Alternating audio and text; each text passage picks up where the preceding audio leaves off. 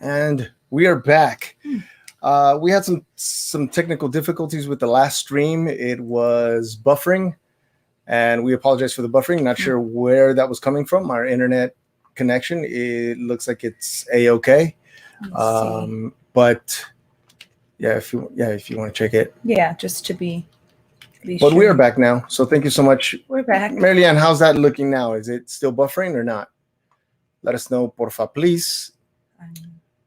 We're live. Let's see. And we are here today to talk about comparison, and what it is, where does it come from, why do we do it? And when we're talking about comparison, we're not just talking about comparing two different things, like comparing one house versus another, or comparing a car versus another. If we're making those kinds of decisions or those types of choices, we're talking about comparing ourselves to other people. I see some people are dropping out. Erica's still not is going. Buffering. Get out and try it one more time. Okay. I'm so confused. Is it this one? It is. Okay, we're good. I think. Okay, good. All right, cool. Back but still buffering. Back but still buffering. What is going on today? Because this is what I'm seeing on my screen. Hang on. Let me close out all my tabs, all of the other unnecessary tabs. Maybe that's why? Maybe. Could be that. Here, I'll close that one here. Buffering. Okay. Buffering there too. We'll try to figure it out. Let me see. Thank you for your patience, familia. I'm going to do a internet speed test. Go. Ping. It shows 9. Download is very high, 82 point something percent. So is that good? And yeah, I think, it's good. The internet's good. Is it the YouTubes? I think it's the YouTubes. It's the YouTube police. Yeah, it's YouTube. Upload is 50, like over 50. So we should be good. That's weird. Katie says it happened for a quick second, but it did it again. But it did happen again. Okay. So all good there. Okay. Beautiful. Okay, cool. So it looks like we're all good. Welcome, Dori, hermanita. Yeah. Thank you. David Wellman, thanks. Buffering, Angela, sorry. Buffering there with Mama Bear 2. Katie Donovan says it was good. Okay. Alicia says all good here. All right. We're going to move forward. It looks like also the viewer count is rising. Maybe it's just a phone thing. I don't know, because she said my phone YouTube is does buffering. not want us to spend time with each other. That's maybe. I don't think it's YouTube. It's frozen my phone is buffering, but TV is great. Okay, cool. What should we do? All right. Well, let's continue, and then we'll see how it works out. So we said in the other one, but we're going to repeat it here just in case for anybody who missed it. We're talking about comparison, buffering again. Why okay. don't we do it on another? Let's see. Hello, MJ Sabi. MJ Sabi. Wasabi. Is it buffering for you too? Wasabi. Wasabi. Is it buffering for you all too? Let us know. Okay. Angela says nope. Oh no. So it's not buffering or not good. You're back. Froze for 1 minute there. Okay, cool. Okay, we're just gonna proceed, I guess, and if not, we can. I mean, my internet speed is good. It probably has something to do with the YouTubes, or maybe even StreamYard, which is what I would. Okay. Okay. Well, the TVs are working. I Not guess. buffering, working. My TV, YouTube is perfect. Okay, perfect. Okay, cool. So something may be going on with mobile. All right. So we're talking about comparison, the dangers of comparing yourself with another. We're not talking about comparing colors or houses or when you're making those types of decisions where you've got to compare stats or comparing that way, but comparing yourself with another. And Erika was just letting us know what she struggles with as far as what she compares. Yeah. And the big one is the big two actually is my appearance, my image, as you said. And then my intelligence, like meaning I compare myself for people of my age who've already, graduated college and they have their degree and they have their dream job. And I'm like, whoa, I'm going to be 28. Where am I? And then it just gets into this, like this very sad and depression. Like I get into a sad and depression mood, I guess to say, and all because of I'm comparing myself to somebody else, meaning I think that their life is great and their life is going so perfect that's the image that I put in my head. especially in the comparison. Especially like when you look at Instagram where everything is curated. Social media is big. Social media is so big when it comes to comparing. You know, you see somebody and you're like, I want to look like that model. Like I want to have that hair, and I want to have that car and that degree. And it's like, and then I just get down on myself and very unhealthy. What about you all, familia? What do you see yourself? What do you compare yourself with the most? What do you find yourself comparing yourself with most? Hey, Brenda, welcome. Hi, Brenda D. Let's see. MJ Sabi says, I love this. The problem is when we compare to others, we typically compare their strengths to our perceived weaknesses. That's it. Oh, beautifully worded. Thank you. Comparison are things similar. Contrast is things dissimilar, right? So what things are dissimilar, right? But it works in both ways, right? We look at we compare what's similar, and at the same time, we are looking at the contrast. We're seeing like how they're so much better than we are. I compare myself with Canadians, and no, not really. Okay. I'm 36. I don't have much to show for it. Just lonely, and am a nanny. You see these little lies that we tell ourselves. Yeah. Yeah. I'm 38, and what? I'm 38. Yes, that's right. I know. You thought I was not a day over 13 because of my my behavior, but yeah, I am 38. I'm 38. I don't have a career. I live at my mom's house, right? And all these other things. And so you see, I compare it to someone who's maybe 20. So age too. I compare to someone who's in their 20s and they have a great job, a great house, and they've got it all together, right? All in, it's all together, right? So the perfect world, right? They're living in a perfect world, right? Especially when they're traveling someplace nice, and it's like, man, like, why can't I travel there, right? I compare myself to healthy people. I want to be healthy so bad, yet I trust God and praise God. I praise God that. Praise God, He has a plan, and He chose me to maybe reach someone on this journey. Mary Leanne, we're with you. We walk with you. Okay, we'll pray. We'll pray for your health as well. Continue to pray for your health. Seriously, I compare myself with myself, where I was, where I am, and where I want to be. That's a good one. Something that happens often is this comparison of where we want to be, and the issue of becoming that. I am here, or I'm down here. I want to be with this image. I want to become this image, and then I'll work to become that. And in that becoming, there almost never is this arrival. Like you almost never arrive to your destination. So I don't know, how's that working out for you, Dave? Are you seeing that you're progressing? Does it help that you compare yourself to yourself? You're welcome. This is all about the lie number 2 in the Truth Be Told. That's right. Yes, where we want to be, or worse, where we think we should be. That's right. Where we should be.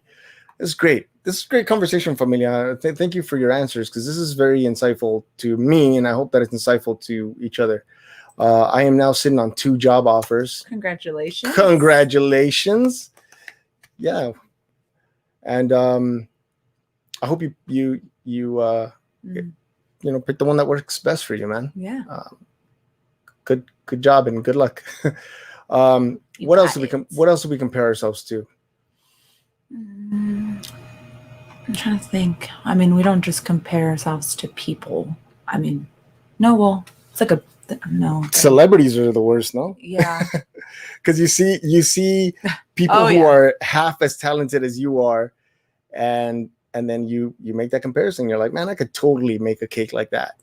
And why, or better cake than this person? Why are they selling so much? Why are they right? I mean, that's so true, because I do that when I bake my cakes or my cookies or my cupcakes or my brownies. I'm like, again, social media. I see TikTok. I'm like, what? Why doesn't mine look that pretty? Or why does it take so long for me to do it? Like, but it's just all. Practice, maybe, because I fall into that trap too, where I notice some kid is like shredding the guitar, and I'm like, man, I've been playing guitar for so long and I can't even shred that way, but it's like I don't practice. See, so I'm just complaining for no reason. Exactly. And I think that's what I was just going to say. We in general, we compare ourselves so much that we get lost in, like you said, practicing. So you're comparing yourself to that kid who's like shredding. I'm comparing myself to the awesome 15-year-old baker who's like doing like 3-tier cakes, and like, but they probably do it nonstop. It looks like it's so simple and easy for them, but they're probably stressed out, and you know, I'm over here complaining about that theirs looks better, but they worked for it, you know. So That's it's right. like Exactly it. And David posed a great question. Oh, do we not also compare ourselves with the example of Jesus? Are we supposed to? I don't know. I don't. That's Is there a danger in that? I don't think so. Do we? Well, okay. First, it depends. I'm sorry. No, go ahead. Go ahead. I was just gonna have you elaborate on the question itself. Okay, so a little bit. Do we also compare ourselves with how Jesus lived his life? Okay. Right. So the example of how to live a perfect life. I think. Okay. Thank you. I think it could be dangerous if you, depending on whether or not you are really down on yourself about where you are, because I think he said, you know, what I do, you can do also and more. And he's sort of like encouraging that you could do what he did and much, much more. So that could be an encouragement. But if you are, man, this goes back to the topic about whether or not you think of yourself as inherently good or as inherently evil. Because if you think of yourself as inherently evil, you'll never, you feel like you'll never ever reach that. Maybe you won't. And I don't know if that's the point, is to reach perfection, but to make an effort, maybe to push towards that. Yeah, I don't think I agree to go into that direction of just living, I don't know, a really good life to that degree, you know. I saw somebody put in there another thing that I find myself comparing myself to people with is if I'm a good enough Christian. If I'm a perfect enough, if I'm a perfect Christian. Christian by definition is Christ-like. You know what? I've been asked often lately if I'm a Christian now, and I think by this definition, I think I would answer yes. If it's by the check boxes that I have to check off and the rites that I have to, you know, perform, and the rituals that I have to perform and all that, then probably not. And I don't know if anybody else feels that way, right? But yeah, comparing yourself to God, to Christ, to be more Christ-like. RV Charity Drive says it's not realistic to compare yourself as a sinner in the living world to a man who is free of sin. Realistic goals are important to comparison. Okay. And what I think today we're asking, is it possible to not have comparison at all? To be free from comparison? So we're going to go a little bit, we're looking at all the things that we're comparing ourselves to, and we're going to be moving towards what are some of the consequences? What are some of the backlashes, the bad things that come with comparing ourselves? So what let's go into that now. So okay. Hold on. All right. Go check someone is ringing the door. Sorry, let me go check. So if you can start off now, Familia, first, you all let me know what what are some of the things that you experience when you compare. And we'll get into this. I've been redeemed, my sins are forgiven. We'll go into that. Regina says he's the perfect example. We're not called to be perfect, but to strive for perfection. It's a choice to strive, work, try, that God wants. Okay. See, and so that's what we're saying. Is it a thing of moving in that direction, even though you may never attain it, but the act of moving in that direction? Is it tacos? It's a guy saying he needs to check the meter, and he says he needs to talk to the person who's. I don't know. It's just tomorrow. Tomorrow, it's gonna have to be tomorrow. The meter's on the side of the house. You can check it, but. Okay. Familia, excuse me for just 1 second. I'm gonna put this thing on hold. Just 1 second.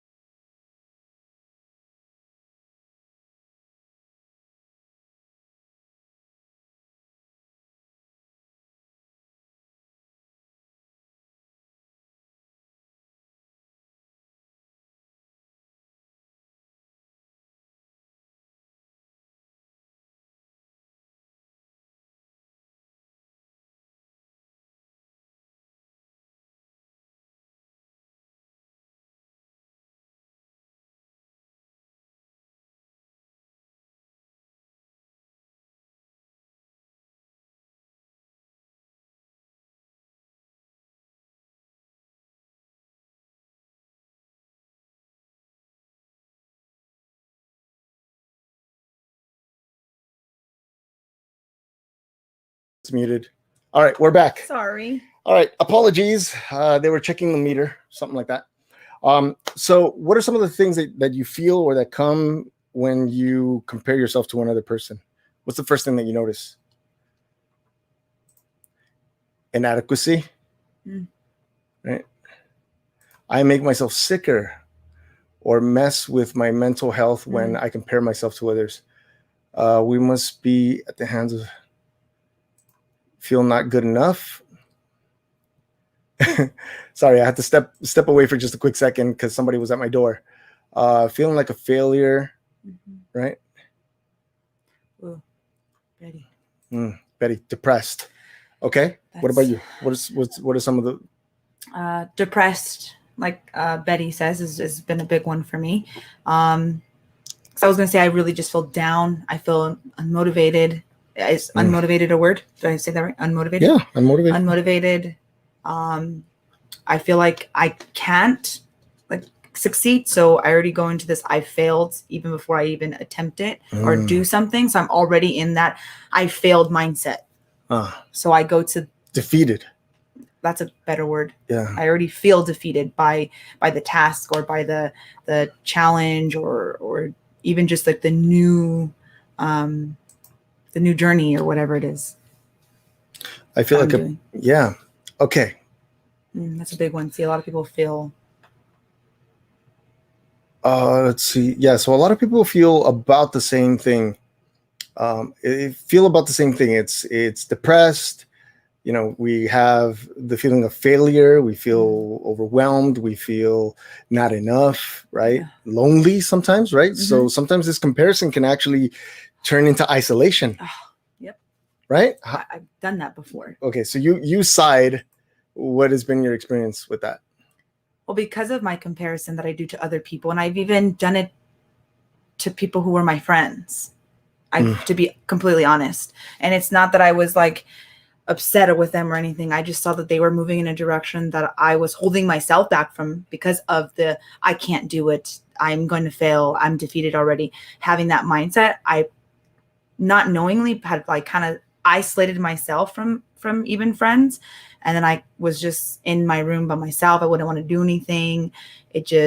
And I ended up being more alone for kind of no reason. I mean, there was a reason, but I caused that reason. Like I was the source of that loneliness. I just separated myself from that because I'm like, I keep comparing myself because I'm surrounded by them. So what's the easiest thing to do in the moment? The easiest thing for me to do is just to separate myself from that, literally take myself out of the equation and isolate myself, which actually made me compare myself more because social media. Because you can't escape it. I can't escape it. Social media like too. I see it and then it looks more perfect on social media. So I was like, I might as well just been all in there in the beginning, like being able to see it hands on and step on, would have been better, I think. Yeah. Can we also say that jealousy is another fruit of this comparison? There's another thing that arises when we're comparing. Yeah. Jealousy, right? Jealousy is a big one as well. Jealousy plays a factor in that. And then possessiveness is another one. You want to possess something. You want to hold on. Like, for example, how come that if you're single, so how come that person has a girlfriend like that? How come that person over there has a husband that's this way? And then there's a pursuit of wanting to possess someone. So like you want to hold on to someone, or you want to change your partner to match somebody else's partner so that they can, so you can also be looked at how that person looks up is looked at. I get what you're saying. I've had that actually. I mean, I'm not too like too much of an extreme, but I have had a moment of that as well. So then what is it exactly that we're comparing? What is it that we're comparing? I don't know. I think an idea or an idea is one of them, and just this fake image that we've talked about that we give ourselves. The image that we said, right? And then also it's content. We're comparing content. We're comparing Eric Davis in the house. Welcome, Eric Davis. We're comparing, okay, I am a guitarist. and I have an image of myself that I'm a fairly good guitarist, or that I'm great, right? Mm-hmm. And then I come along and meet this kid who's 12 and he's just shredding that guitar, just to continue with that example. And then I have an image of that kid inside of me, inside my head. I have an image of him being better than me. Mm. And I'm comparing not him and me, I'm comparing images in my own head. And I'm using those images to hurt myself, basically, is what it is. To really narrow it down, I'm hurting myself by comparing the two images that I have created inside of inside of myself. So the question is it possible not to compare? Yeah, I think it's fully possible. And it's not a but or anything. Yeah. It's literally, I think we just really need to. How can we do that? I'm still trying to figure it out. So, Familia, how can we do that? How can we stop comparing? What do you say? What's the one step that you could take to begin the process of stopping this comparison, or to end the comparison altogether, or to slow the process down so that you don't compare for too long or allow it to manifest into depression, into jealousy, into loneliness, into seclusion, isolation, and all that? Well, I would say try to get rid of that image. Try to delete it in a sense, but it's like, how does one do that too, though? How do you do that? How do you drop the image? Yeah, how do you completely drop the image? Mama Bear says drop the image. Why should we'll get into that. We'll look into it and take it really slow. Why should comparison bring pain, anguish, anxiety? Like I said, be appreciative of what others are and have, and recognize that what you are and recognize what you are and what you have. Yeah. In that though, David, you're not creating an image of yourself. It's one thing to say like, wow, they have a nice car, they have an awesome life. And then, yeah, you can compare it. Right.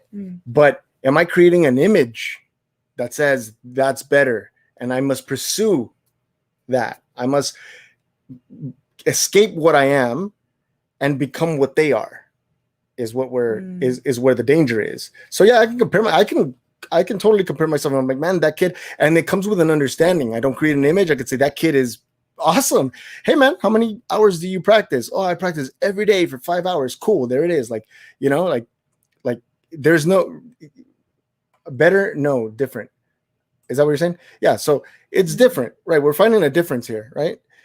But I'm not creating an image. I'm not making an image and comparing myself and then hoping that, like, why is he so lucky to be so awesome? Why does he get to be, all of that? Yeah. I want to be clear. I'm not like I don't like wish bad or want people to like not have what they have, or have great things or be given great opportunities. That's not it. Like when I say that I compare myself, or there's been times that I've been jealous, it also comes from a deeper root for me growing up as having to compare myself as a child too with other people, like having family members compare me already at such a young age.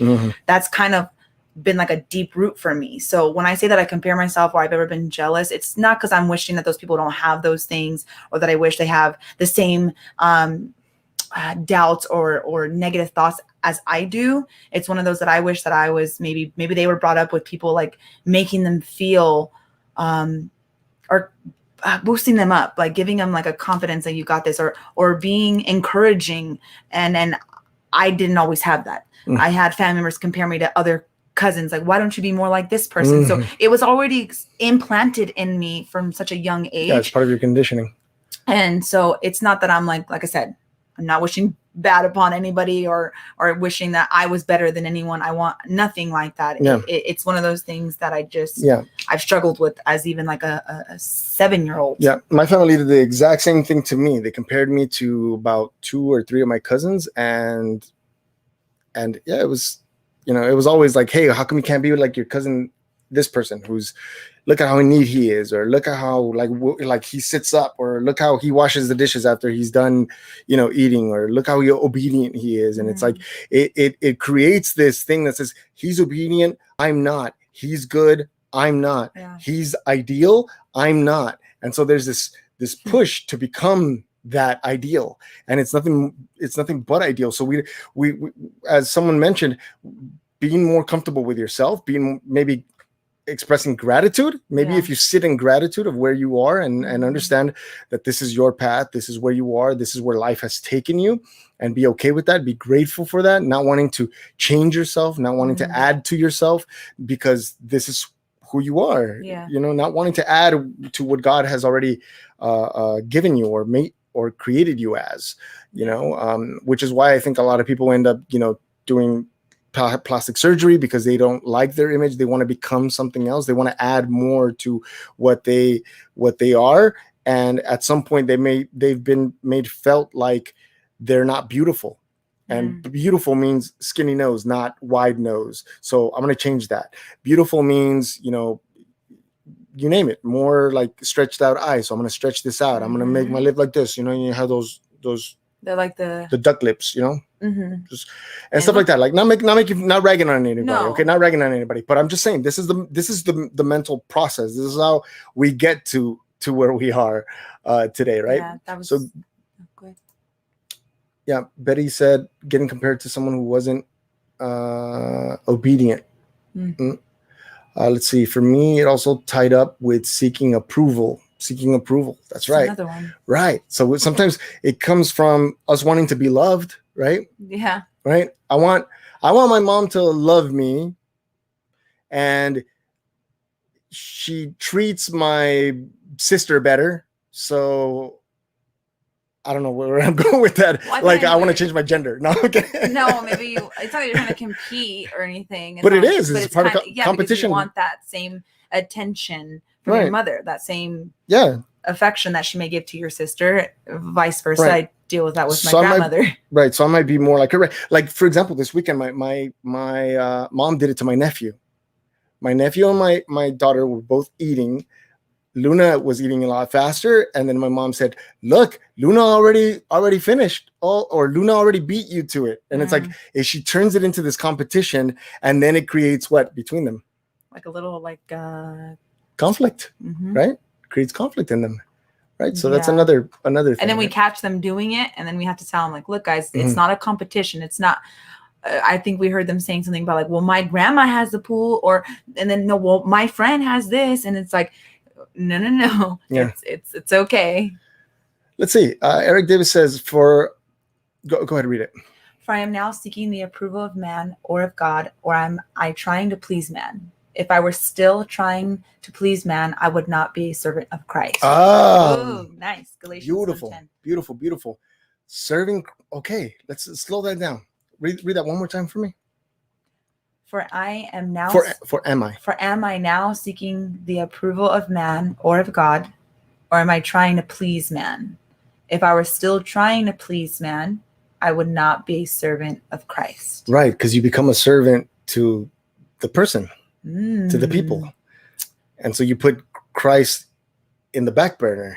And you bring those people a priority in a sense. Yeah. You're making them I'm loving this. Had a higher importance. Yeah. I'm loving this conversation, but the people there aren't my friends, even though they all know who I am. Katie that knows Collington and Leonardo. Awesome. Let's see. I know my brother is the favorite. No idea why. So I feel like I have to do more to gain love. You know something though, Alicia? I'm going to say something that may be true for you.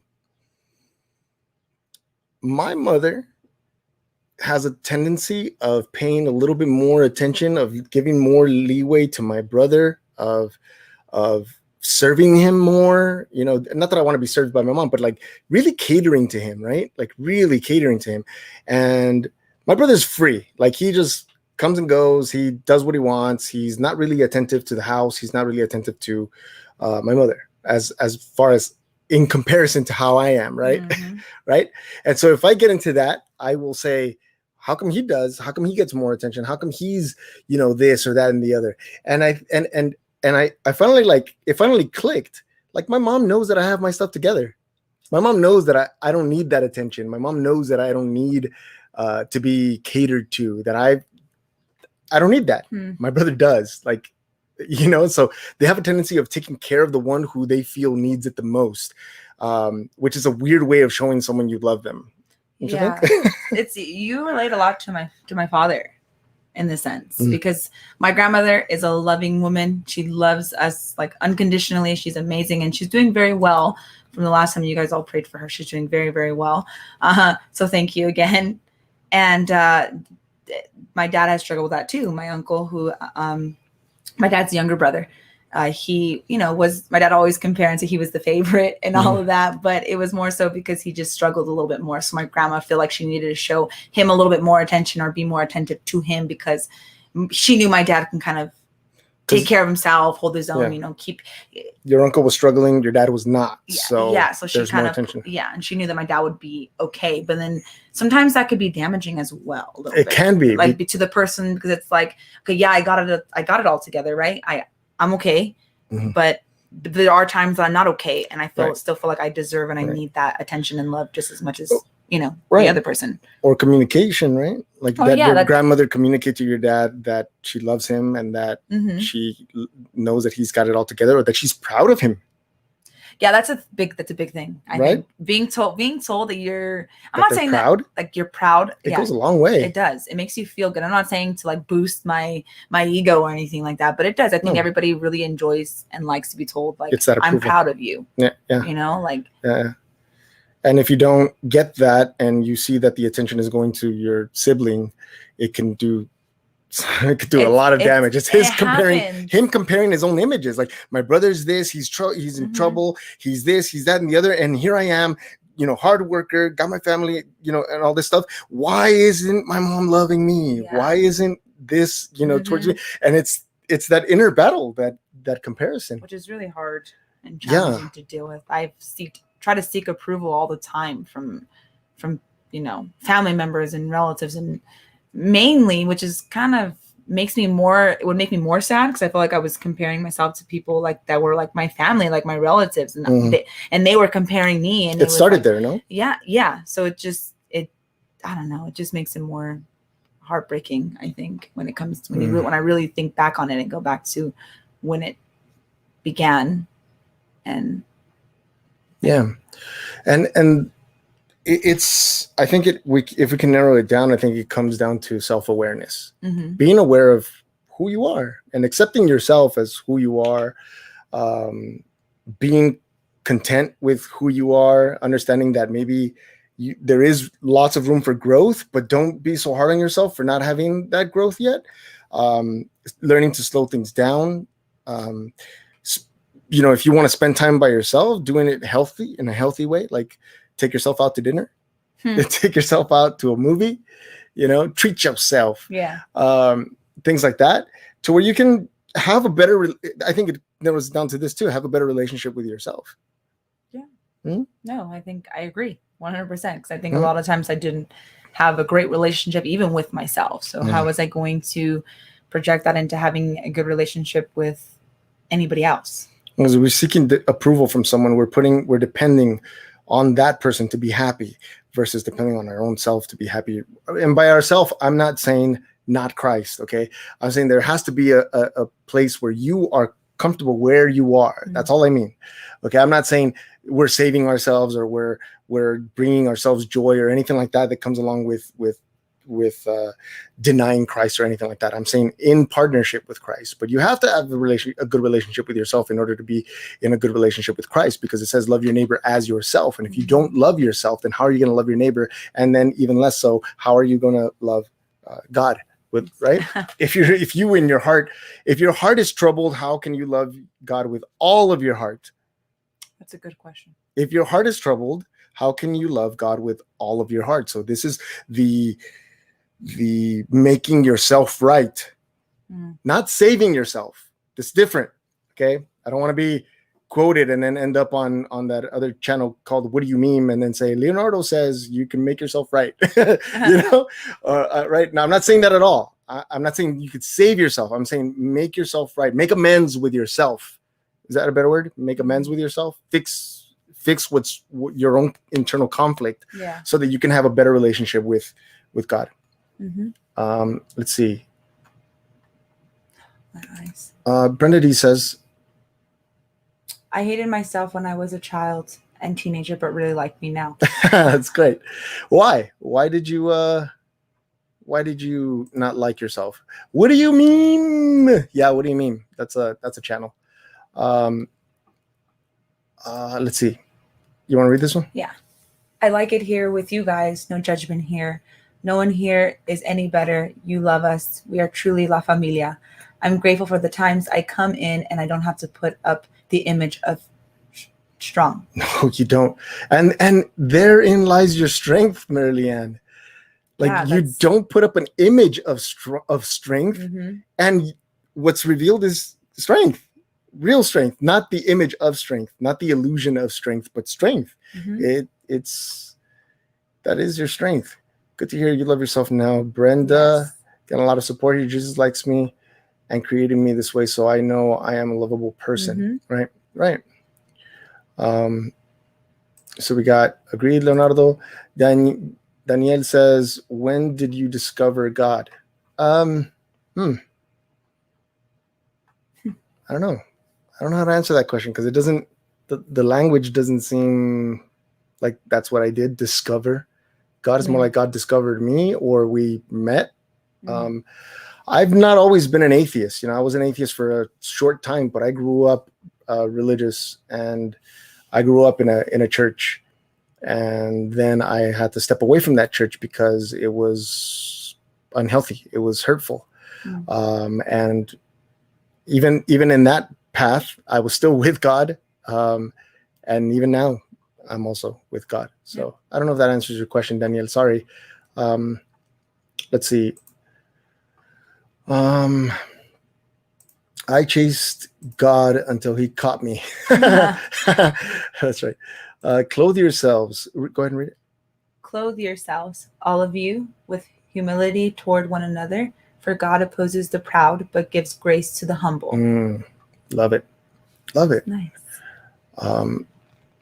Yeah. So then back to the question: is it possible to live without comparison, which means to live without making those images? Yeah, I think it's very possible. Earlier we were talking on Discord, or I think it was Jackie who mentioned on Discord, but what if the image leads to something positive or something along those lines? Like, I saw what you put. It may, what if it leads to something positive? And the whole nature of an image is conflict, because you're separating yourself. You're creating an idea, an image of yourself that sets itself up to be compared to something, and then sets you up for conflict.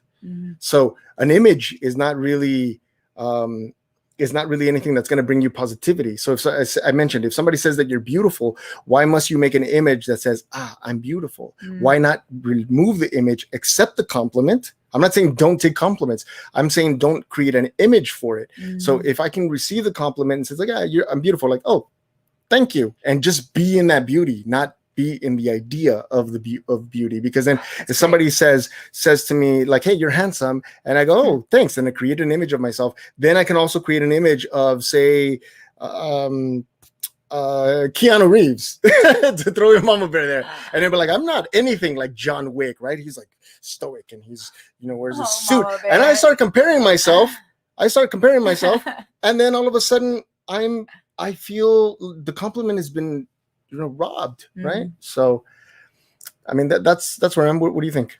I was just gonna comment on Mom Bear's probably like, oh yes, Keanu Reeves. That wasn't your accent, by the way, okay? Because I cannot do the Mama Bear accent. It's just too beautiful. Let's see. We have some really hard things here. Some really challenging things here. First of all, greetings to RJ Drums.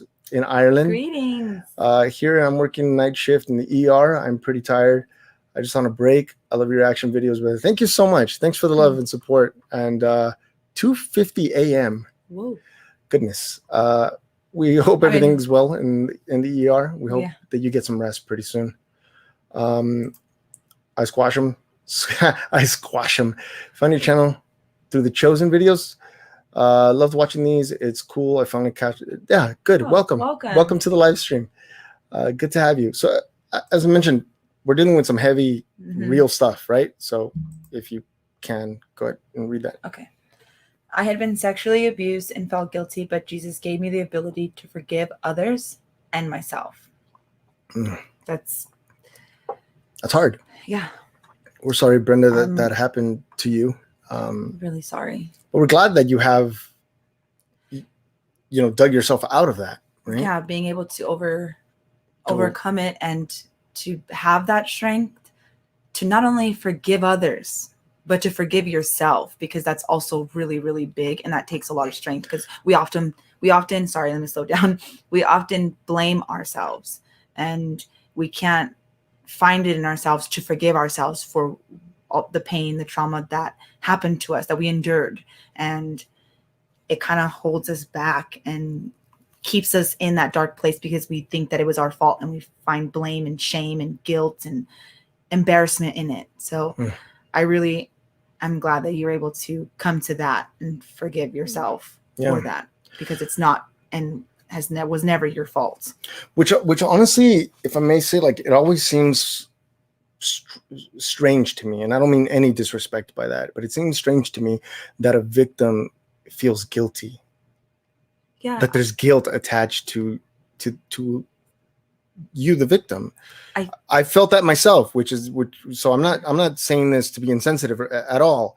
I'm seeing how interesting that is, that like we have like guilt that comes along, even though you didn't do anything. Like, you're a victim here. Yeah. Right. I think to like kind of touch on that a little bit, we do it in the sense of, and I say we because I'm in that category, that not the same, because I don't know exactly what you went through, Brenda, but I have also gone through an abuse of my own. And going through that for the longest time, I did feel guilty, because I felt like I had opportunities to leave and I didn't. I had opportunities to get help and I chose not to. That makes sense. I had opportunities to escape that trauma and I chose not to. I was like frozen in time. It's like everybody was passing by, everything was passing by, the trauma and the situations were passing by, but I was stuck. I didn't know which direction to move in. And a lot of that had to do with, I didn't want to trouble or burden or cause any pain to my family, to my friends. So I took that burden on my own, and I felt like there was no way. At the time, I didn't feel like there was a way out. And later on, I go back and I'm like, if I would have just gone out sooner, there was opportunities for me to leave when this person was at work. There was opportunities for me to, when I went to work, to let somebody know, and I chose not to. And a lot of it had to do with I was embarrassed, and I was afraid of what could happen after if my family found out. So I was, as crazy and interesting as it sounds, I was looking out for still others while I was going through my trauma and my pain. If that, I don't know if that clarifies. That makes perfect sense as to why somebody would do that. I know that with my mother, she spent 30 years with her abuser, and comparison kind of kicks in here too, because the fear of the unknown, of what's to come after. Like, if I leave, it's that whole mentality of better the devil that you know versus the devil that you don't know.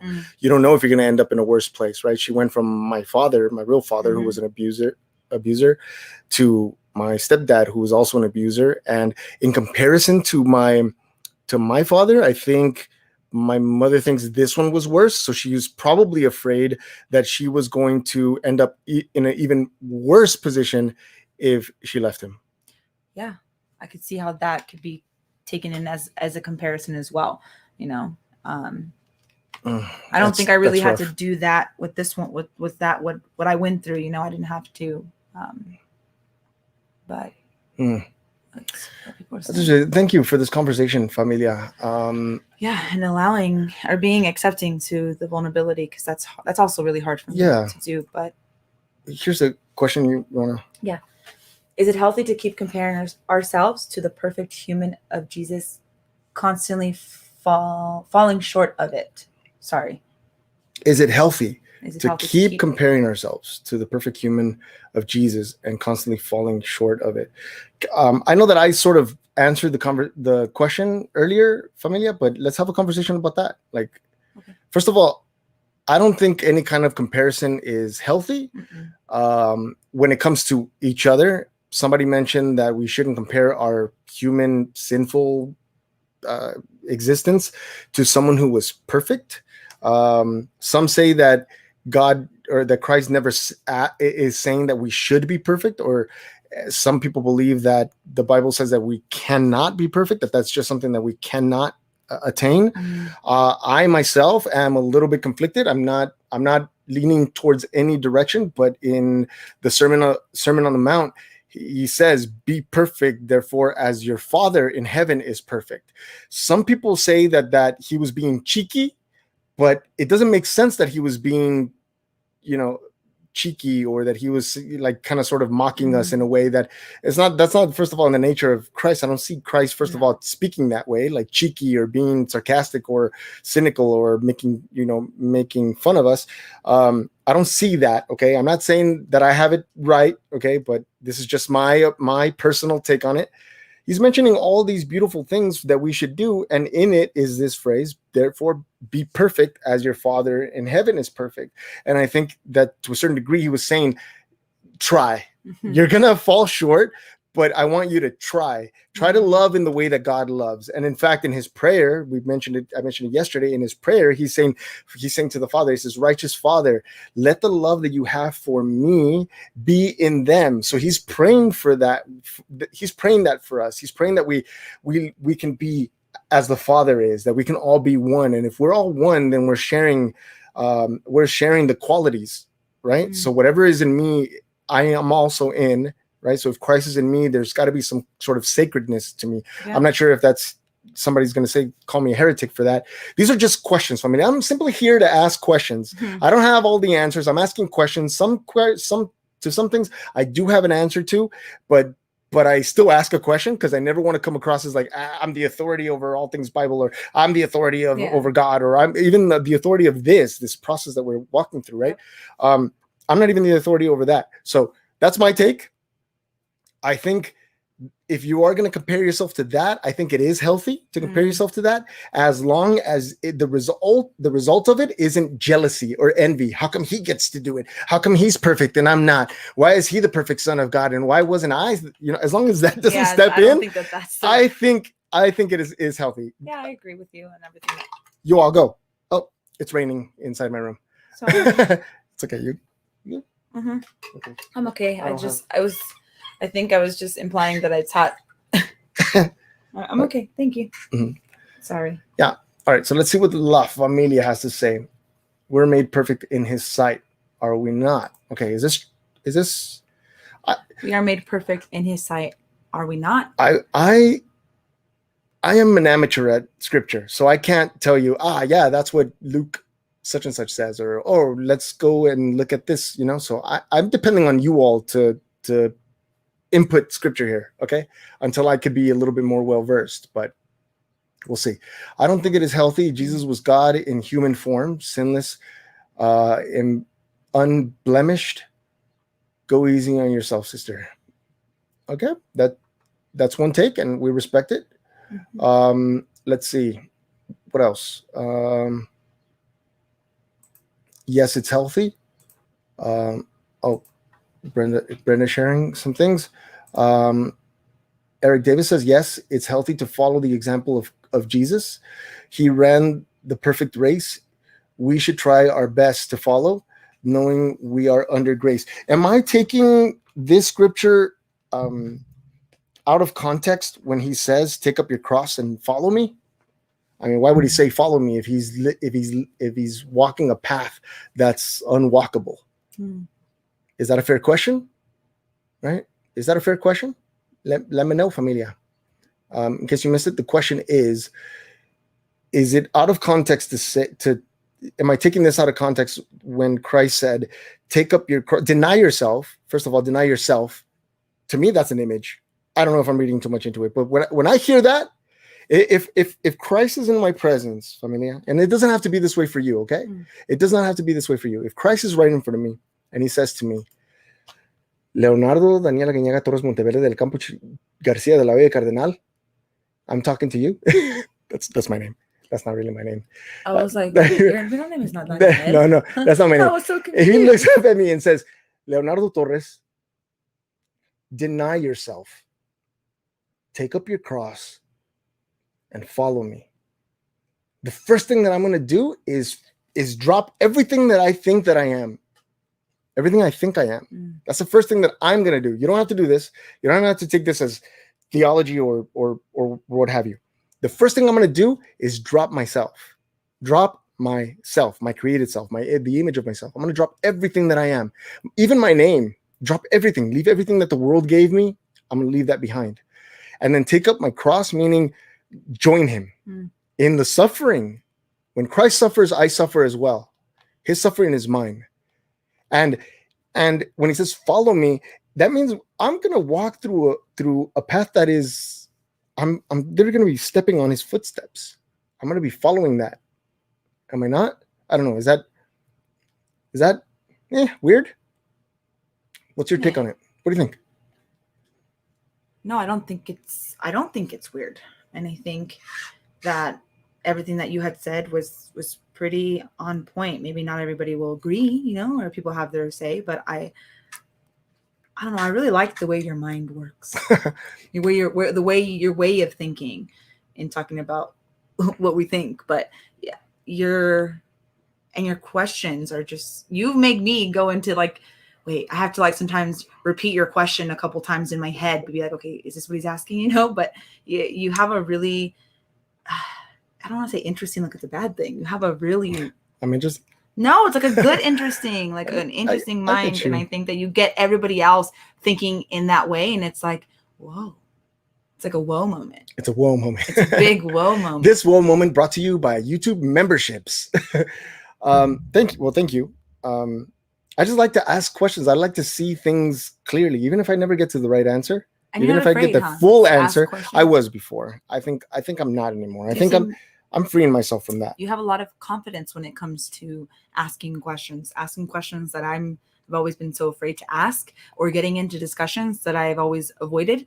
And you do it very well with handling it, because it's a lot of pressure sometimes, or maybe we make it more than what it is, but you do really well with getting your point across and still being very understanding to what people have to say. Even if you don't agree, you're still you have a very open mind to people's ideas, thoughts, beliefs, and exploring that with them watching it has been really, really, really awesome. I was gonna say cool, like a cool, like so cool. Righteous.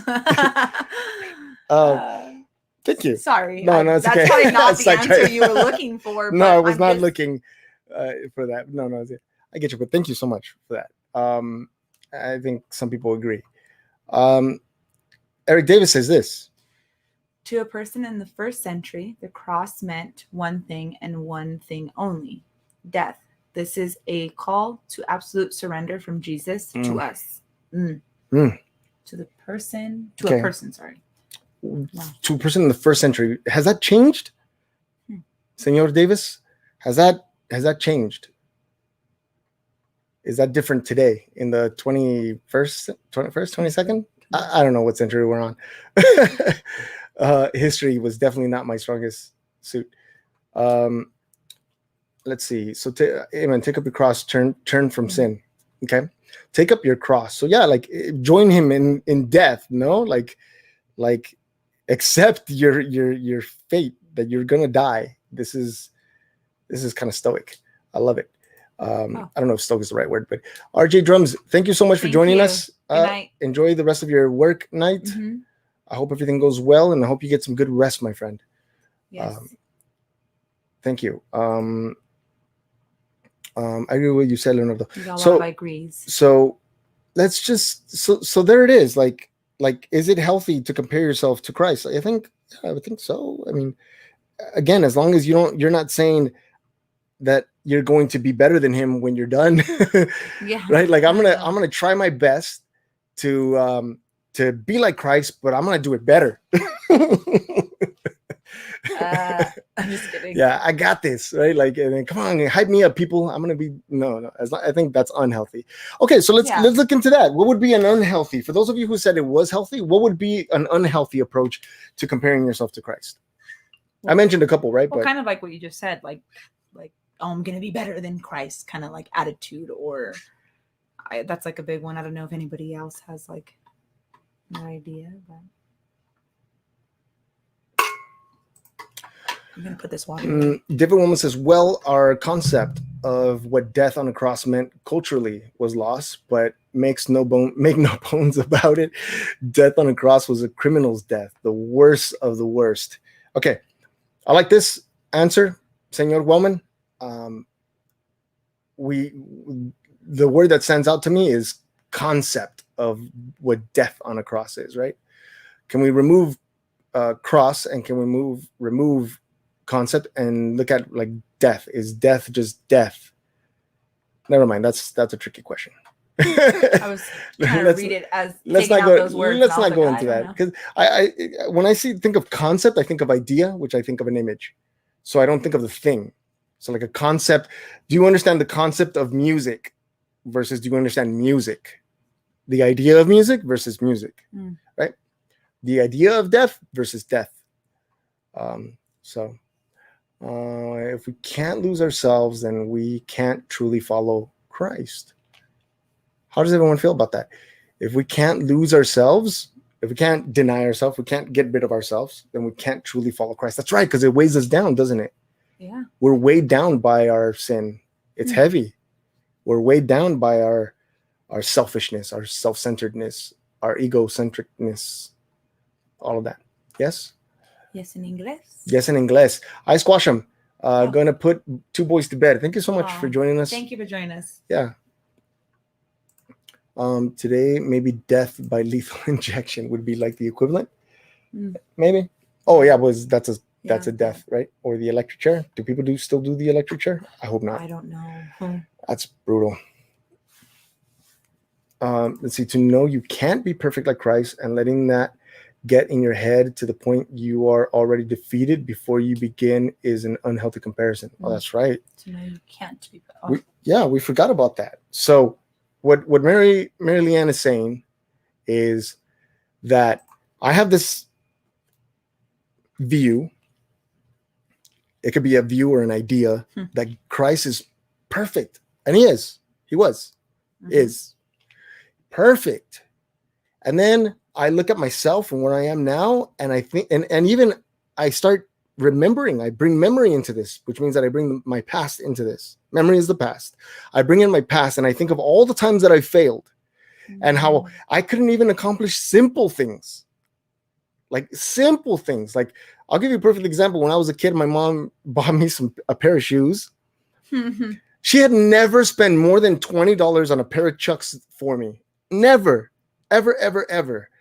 And then one day she's like, you know what?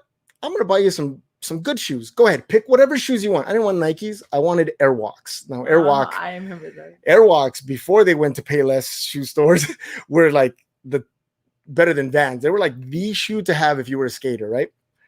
So she bought me these beautiful, beautiful pair of shoes that were brown with black, right? Sort of like this, like felt, like leatherish looking, not leather, like, I don't know. It had like little fibers on it, right? It was pretty awesome. On the first attempt to wash them, I looked at what my neighbor did. My neighbor our back neighbor, he used to put his Chucks in Clorox. Bleach. In bleach. His shoes were white.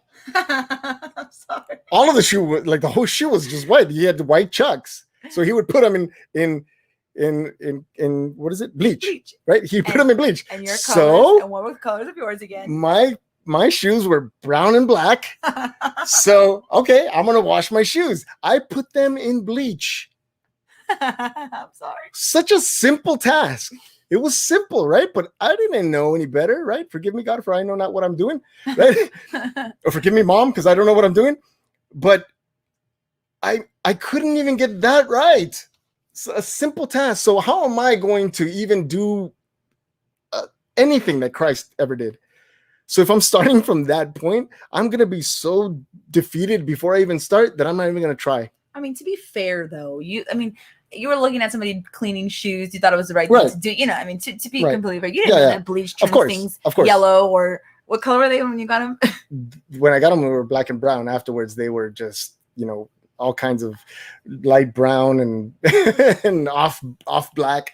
I mean, yeah, they were messed. They were ruined.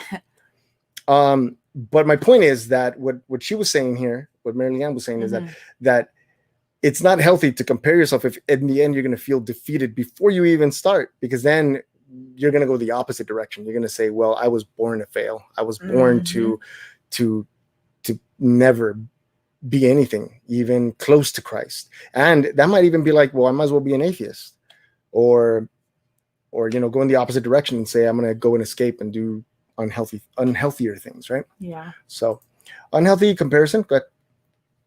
Unhealthy comparison to Christ is trying to obtain perfection of one's own will and effort apart from surrender and repentance. So instead of surrendering and repenting, you're trying to obtain perfection from your own will, like your own works. You're going to do it this other way. You're going to donate you're going to win the lotto, or you're going to donate $1 million, and you're going to go feed the poor, and you're going to save a cat from a tree and walk a lady across the street and do all these good things, but never repent for the horrible things that you're doing, never surrendering completely to God, to think that you're going to get to heaven or be good in action, not in, without the surrender. That's Suede. Thank you so much. Yeah. So next time, I know that now, TD Watts, but I was like 12 or 13. Maybe I should have known, because any kid today would probably know better. Or do kids even clean their shoes nowadays? Probably I don't know. Probably they just not. buy new ones all the time. I was just really proud of these expensive shoes, and that was the end of that. So hello, Lisa. Welcome. Hi. Welcome. So unhealthy ways of comparing yourself to Christ, and there is the healthy ways of comparing yourself to Christ. I like that, Familia. Thank you so much for that input. I love this conversation. I love conversations like this. Yeah, repentance is a lifestyle, not a one-time action. I like that. Thanks. What else do we have here? Let's see. What else? Do we have any other questions? Yeah, do we have any other questions regarding this? So we looked at comparison, what comparison is, how we all do it, right?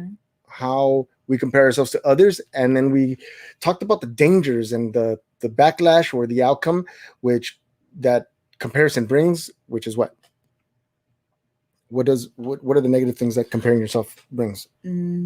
Depression. Feeling like you failed, unworthy, or not enough, unworthy, defeated, another one, isolated, loneliness, right? Yep. All of them. We asked the question, is it possible not to compare, by asking, what is it exactly that we're comparing? And what we're comparing is what? We're comparing our images, right? The image of myself versus the image that I'm making of the other person. Okay. Right? And then the competition, the competitiveness between the two, jealousy, the things that arise in it naturally.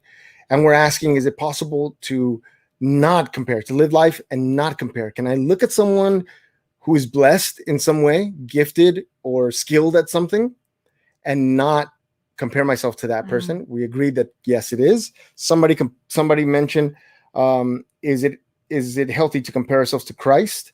And we pointed out that it can be healthy to compare yourself to Christ, as long as we're not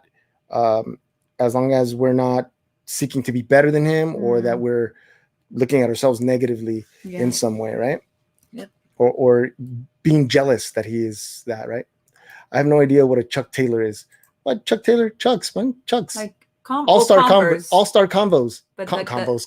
Converse. Converse. It's okay. We're having a convo. So I see where you went there. He's not knowing that's an American.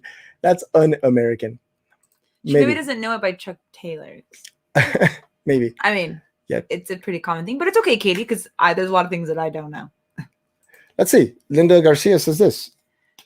There are times when I'm with some of my Christian friends and I find myself feeling sad because I'm not as strong in my faith as they are. What are the two images here? The two images that are being compared. Linda's start with Linda's image.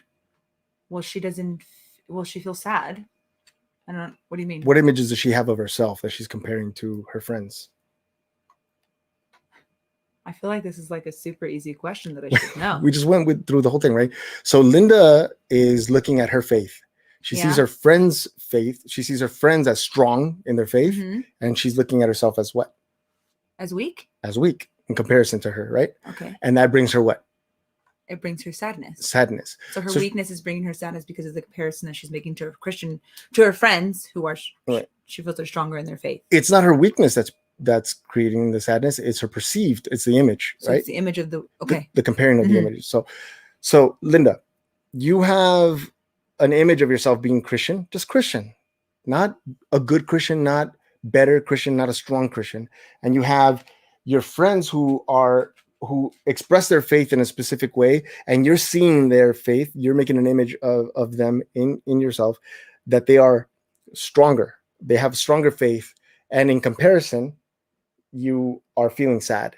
You feel sad about it. What can we do about it? Familia, everybody just looked at this conversation. We talked about not comparing, right? How can we help Linda out with this? What's one way? Oh, you can read this one too. We can tackle this one too at the same time. I was scared to have kids because the only thing about being a father I knew was abusive. I now compare my own fatherhood to what I knew growing up. Ensures I continue to break the cycle. Healthy. Healthy? Is it healthy? Yeah. I believe it's healthy. I think that's healthy.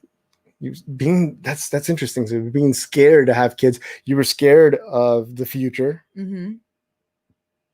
because you were comparing that future, imagining the future based on the past, because the knowledge that you had about being a father was abusive, and somehow you thought maybe that you yourself were going to be abusive. Does that sound right?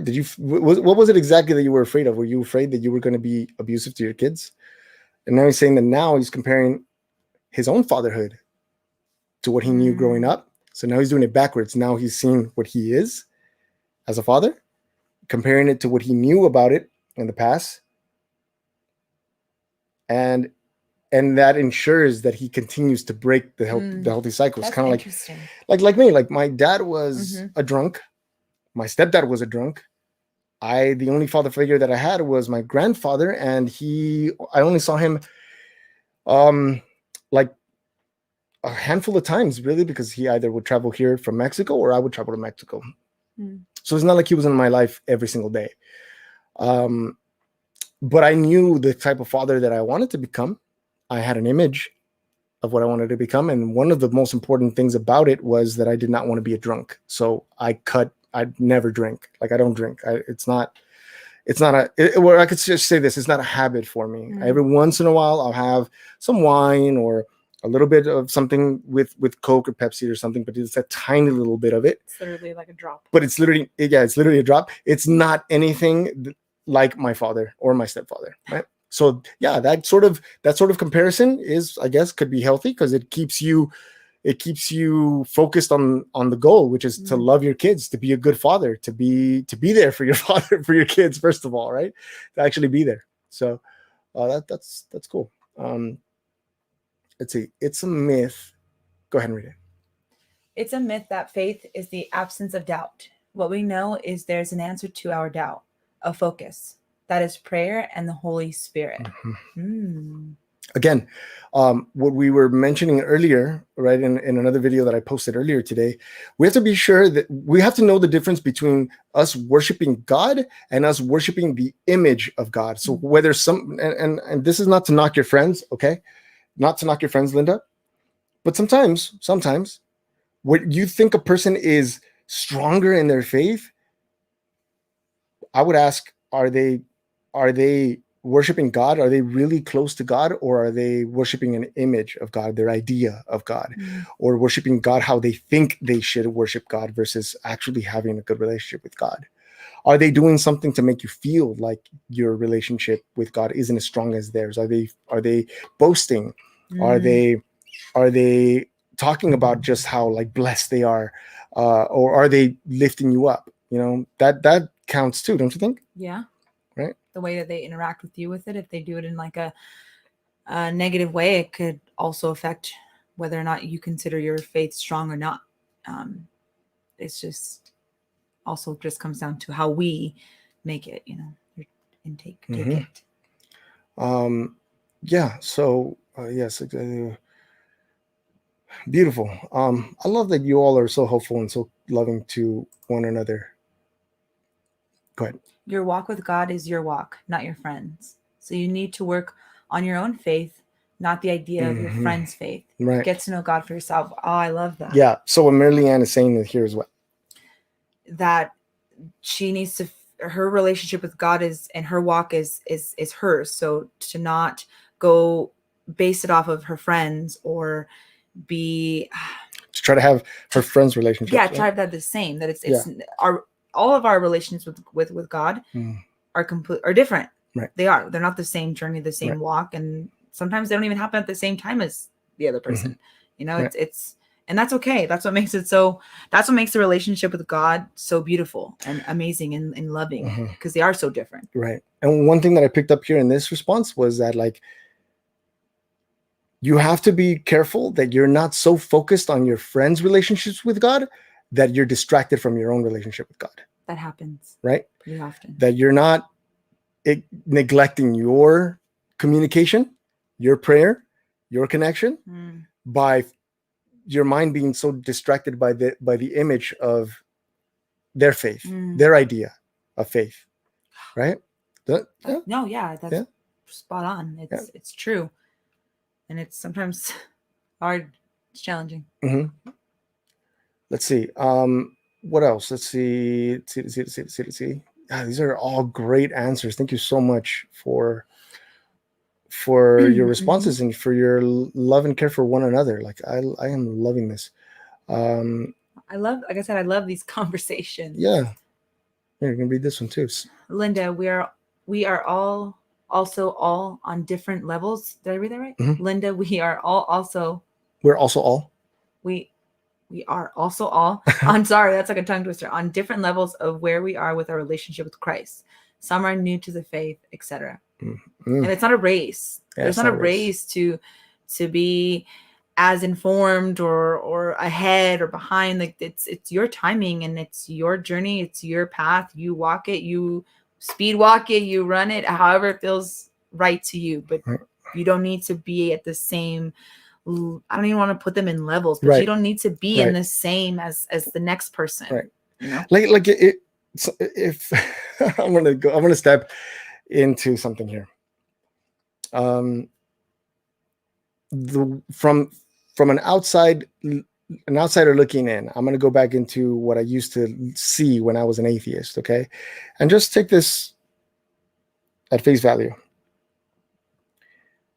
When I used to look at how different denominations would argue about, about things, ideas, beliefs, things that they believed, I would imagine, like, what would it be like if they were all in heaven right now?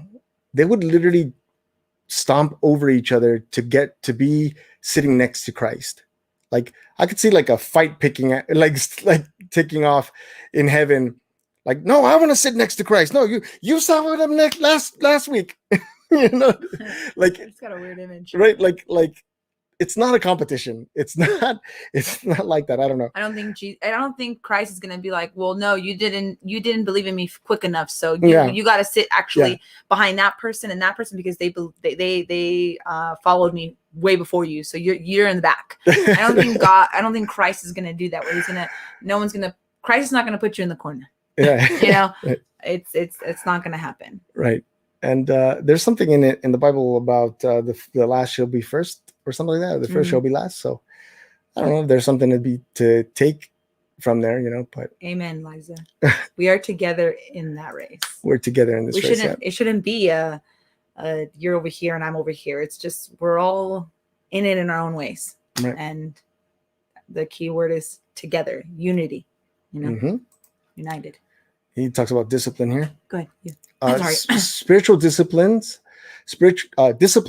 is doing the things you don't like to do, but doing them like you love them. Also, don't confuse your salvation for your spiritual maturity. Ooh, okay. There's a topic I would like to learn more about, or a question I'd like to learn more about. Confuse salvation with your spiritual maturity. What do you mean by that? Also, don't confuse your salvation with your spiritual maturity. You don't like to. But... Interesting. That relates to the parable of the workers. What is it? That came to work at different times, and they all got the same pay at the end of the day. I don't know that parable. Neither do I, but we can look into it. Yeah, we'll look into it. You can't put a puzzle. You can read that. Yeah, you can't put a puzzle together with pieces missing. We all have our own piece to put in. Two pieces of the same doesn't work either. We have to focus on our piece, what our call is. I like that analogy. Yeah. The whole puzzle thing. Two pieces of the same don't work. That is true. Yeah, so stop trying to have somebody else's piece, because that piece fits in somehow. Oh my gosh, I gotta slow down. I always talk so fast. But the fact that we are so different is what makes it, I don't know, which makes now that you're putting it into a puzzle, it makes the puzzle that much more beautiful, like a beautiful piece, because, you're right. Two pieces they won't go together. So you need to we need to have our little bit of our differentiate. How do you say that? Is that a word? Differences. And to come together and create this big, huge, beautiful puzzle. I don't know. It's just, we can't all be alike. I mean, we could agree on things. We just can't. I don't really believe that we're all actually similar. We're all different. Even if we think that we have a lot in common, there's going to be something that's different about us, which makes us unique. Yeah. I feel. Yeah. Salvation does not equal spiritual maturity. It takes years to have spiritual maturity. I question that. Not in a bad way, respectfully. I question that. Actually, what I'm looking at is like knowing the difference between spiritual maturity and like knowledge, like obtaining knowledge, because I always, for some reason, I bring it back to this whole week. We've been having conversations, and then it just comes right back to this. The thief that was next to Christ. How spiritually mature was he? And yet his salvation, he still had salvation. Did he not? Right? By the way, I'm not saying that against what you're all saying. It's just like, that just is what came to my mind, was that there was no spiritual maturity. Like, there was nothing to become. You're not becoming something. You're just, I guess, coming undone, unraveling, right? To be unraveled and to have that relationship closer without anything being in the way, right? I agree with David on that last time. Yeah, we should close. I'm such a metal person. Katie was like, "I'm so surprised. I'm so shocked. You're different now." Yeah, even her family. The other day we were at her sister's house and there was like some metal playing, and then her mom was like, "You like this music?" Yeah, my mom was looking at me with like wait, what? I'm like, "Yeah, you should hear some of the stuff that I listen to. You probably won't understand it and think that I've lost it, but but I love it." The other day yesterday we were driving. He's like, "What do you want to play?" I'm like, Yep. And then he put something on, and I was like, responsibly going like. She was driving, but responsibly headbanging to the music. So there it is. There it is, familia. Like, we hope that this was helpful. We hope that at least to some degree, you gain insight into what you do to hurt yourself in comparing yourself to other people. We hope that you can begin the process to slowing that down and then maybe bringing that to a complete stop, because it is possible to completely stop comparing yourself in an unhealthy way to other people or to Christ. And if not, I mean, you can revisit this video. We're going to leave it up. You can revisit this video. If you know anyone who could benefit from this video, we'd appreciate it if you share it with them. Also, if you did gain any value or any insight from this, if you can hit that like button, give it a little love. Give it a little love. We would appreciate it greatly. I think this is where we're going to close it off, Amelia, and please continue the conversation on the comment section down below. I'm entering hungry brain. Yeah, we're gonna go have not tacos, surprisingly. Not tacos. Yeah, we're gonna have. We're actually doing a cleanse right now. We're having a lot of. I couldn't find mint at the market, so I'm gonna have to go to a different one tomorrow. But lemon, cucumber water, infused in the refrigerator, and we're gonna have a very healthy loaded chicken salad. Yeah. So yeah. And before we leave, I just want to point this one out. This is brilliant. You can have knowledge but not be wise. It's the right use of knowledge that makes us wise. I think. No, not I think. That is great, Liza, and we love you. Yep. Something the other day I was thinking, it was something along those lines. It was like, not everyone who has intelligence thinks something like that. It'll come back to me and I'll post it somewhere. But anyways, we love you all very much, and we appreciate all the love you share here with us and everyone on the chat. And you're not alone, familia. You are beautiful, worthy, and we love you. Yeah, we love you. And I'm curious, what are Indian tacos? Ooh. Well, they have the word tacos in it, so they must be delicious. They have to be delicious. And David Wellman, we are not going on a taco cleanse. No, we will still have tacos, of course. That's like mandatory. We're just trying to cut down and just be a little less bloated, right? Yep.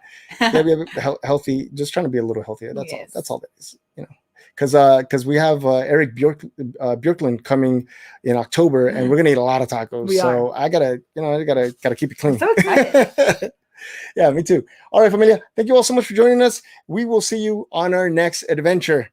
Peace. Paz. Oh, I said peace. I said paz in Spanish. Peace. Yeah, but